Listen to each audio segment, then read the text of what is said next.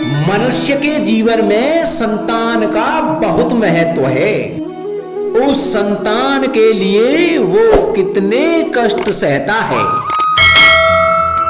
उसे पालता है, पोसता है, और यदि यही संतान उसके संताप का कारण बन जाए तो क्या ये उसका दोष है?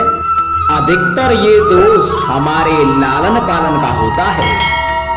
बचपन में बालक के हठ को मानकर हमें आनंद की अनुभूति अवश्य होती है, परंतु धीरे धीरे अपने बालक के हठ को मानकर उसके हठ के दास हो जाते हैं। एक हड्डी उद्दंड और असंस्कारी संतान उस सूखे वृक्ष के समान होती है कि यदि उसमें आग लग जाए तो वो सारे वन को भस्म कर डालती है। और स्मरण रहे, जब उसमें अग्नि लगती है तो वह सबसे पहले स्वयं के घर को ही भस्म करती है। इसलिए जब आवश्यकता हो तो अपनी संतान के हठ का विरोध करें, उसे रोकें, क्योंकि समय रहते ऐसा ना किया गया तो भविष्य में इस समस्या के परिणाम गंभीर हो सकते हैं। प्रतिज्ञा, वचन, ये सब मनुष्य ने समाज को सही दिशा में रखने के लिए बनाए हैं।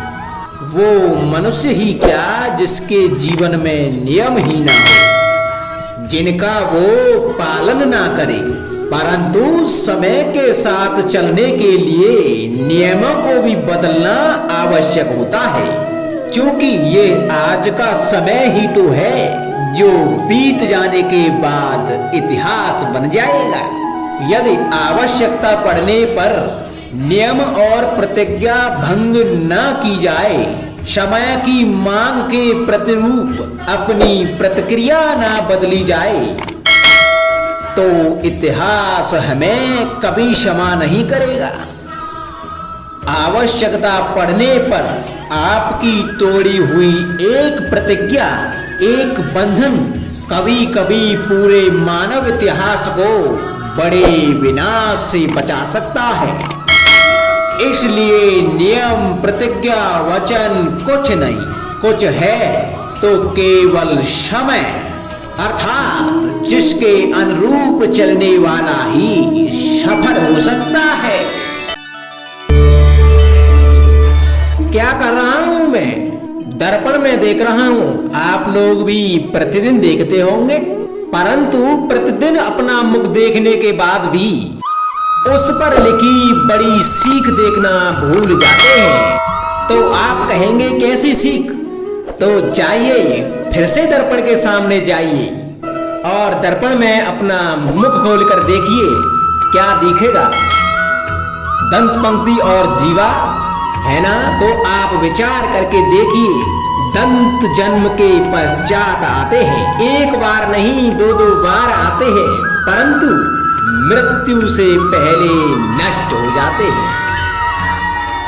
और जीवा जन्म से पहले से ही होती है और मृत्यु के पश्चात भी मनुष्य के अस्तित्व में रहती है। अर्थात दंत कठोर होते हैं और जीवा कोमल लचीली, परंतु दंत नष्ट हो जाते हैं, जीवा नहीं। यही रहस्य है। हड्डी और कठोर लोग शीघ्र नष्ट होते हैं, कोमल और लचीले लोग स्वयं को परिस्थिति के अनुसार ढालने में सक्षम होते हैं। यही मात्र एक कारण है। हड्डी और कठोर लोगों की तुलना में कोमल और सरल स्वभाव वाले व्यक्ति का जीवन सरल हो जाता है।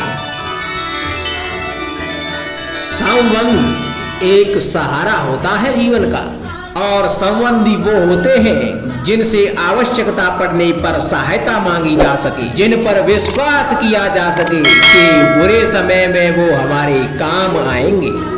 कभी ऐसा भी हुआ होगा कि आपके पास कोई सहायता मांगने के लिए आया होगा, या ऐसा भी हो सकता है कि आप किसी के पास सहायता मांगने के लिए गए हों परंतु प्रश्न यह उठता है कि किसी के मंतव्य में उसकी सहायता इसलिए कर देनी चाहिए क्योंकि वो आपका संबंधी है। अब आप कहेंगे कि ये कैसा प्रश्न हुआ? तनिक सोचिए, एक अस्त्र बनाने वाला जब अस्त्र बनाता है तो ये अस्त्र किसको देना है, ये अधिकार उसी के पास होता है।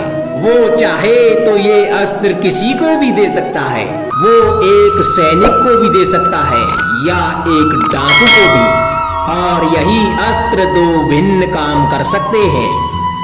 यदि डाकू के हाथ में आ गए तो वह इनका भय दिखाकर लोगों को लूटेगा, निरपराधों का रक्त बहाएगा, अर्थात सहायता करने वाले की भी अवस्था कुछ ऐसी ही होती है। इसलिए किसी की सहायता करने से पूर्व ये विचार कर लेना आवश्यक है कि किसे क्या, कब और कितनी सहायता देनी चाहिए कि उसका दुरुपयोग ना हो। यदि आपकी सहायता से कोई अधर्म हुआ तो उसके उत्तरदायी आप ही होंगे। जीवन में कई बार ऐसे अवसर भी आते हैं कि आप लोगों से मिलने जाते हैं और उनसे कुछ आकांक्षाएं भी रखते हैं, और कई बार जीवन में ऐसे अवसर भी आते हैं कि लोग आपसे मिलने आते हैं। इसलिए अतिथियों का सम्मान करने से पूर्व सदा कुछ बातों को स्मरण रखना आवश्यक होता है। यदि कोई आपसे मिलने आ सकता है तो उसके 3 कारण हो सकते हैं। पहला कारण होता है भाव, दूसरा अभाव और तीसरा प्रभाव। तो जैसा अतिथि उसको वैसा ही सम्मान दें। यदि आपके पास कोई भाव से आया तो उसे केवल आपका प्रेम चाहिए, आपका सानिध्य चाहिए, और यदि कोई अभाव में आया तो उसकी उतनी सहायता अवश्य करें कि जितनी आप करने में सक्षम हो, परंतु उतनी भी ना करें कि वो आपकी सहायता का दुरुपयोग कर बैठे। और यदि कोई प्रभाव में आया तो स्वयं पर अभिमान ना करें, क्योंकि जीवन में कभी ना कभी आप भी भाव अभाव प्रभाव के चक्रव्यूह में फंस सकते हैं।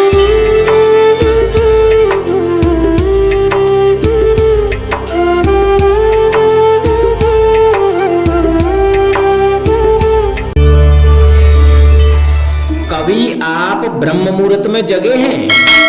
जगकर देखिए, संध्या होने के पश्चात जब रात्रि का अंधकार सारे संसार को धीरे धीरे अपने अंधकार में निगलने लगता है, तो यही अंधकार ब्रह्म मुहूर्त में भोर होने से ठीक पूर्व तनिक अधिक काला हो जाता है।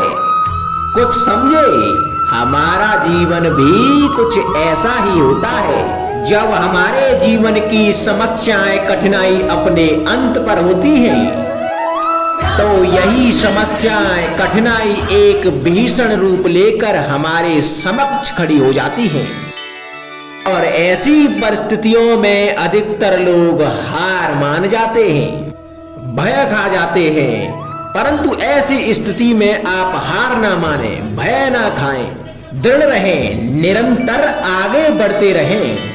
तो प्रकाश के रूप में हमारा स्वागत करने के लिए सूर्य उदय सदा हमारे समक्ष प्रस्तुत रहेगा। आपने बरगद के वृक्ष को देखा है? जितना विशाल उतना दृढ़। पतझड़ में वो सूख जाते हैं परंतु दुर्बल नहीं होते, टूट कर गिरते नहीं। और उसके विपरीत दलदल में उपजे वृक्षों को देखें, वो दिखने में तो हरे भरे होते हैं परंतु इतने दुर्बल होते हैं कि जल धारा के हल्के से वेग से वो गिर जाते हैं। परंतु ऐसा क्यों होता है? इसका कारण है जड़ें। जिसकी जड़ें दृढ़ भूमि में है वो हर चक्रवात, हर अफवाह को सह लेता है। जो दलदल में है वो स्वयं की जड़ों को दुर्बल बना लेता है। कुछ ऐसा ही मनुष्य भी होता है जो अधर्म, कुकर्म, असत्य की धरा पर उपजा है। वो कठिन समय की एक मार भी नहीं सह पाता। और जो मनुष्य सत्य और धर्म की धरा पर उपजा है वो हर समस्या से जूझ कर आगे निकल जाता है और सफल हो जाता है। अब आप पर निर्भर करता है कि आप क्या बनना चाहते हैं। हमारे जीवन में मित्र और शत्रु बड़ा ही महत्व रखते हैं। यदि गंभीरता से सोचा जाए तो ऐसा कोई क्षण नहीं जब हम अपने मित्रों के बारे में ना सोचते हों या फिर शत्रुओं के बारे में। हमारा हर कार्य या तो हमारे मित्रों के हित के लिए होता है या फिर हमारे शत्रुओं के अहित के लिए। हम हर स्थान या तो अपने मित्रों के साथ होते हैं या फिर अपने शत्रुओं के साथ। कोई नहीं चाहता कि उनका शत्रु प्रसन्न रहे।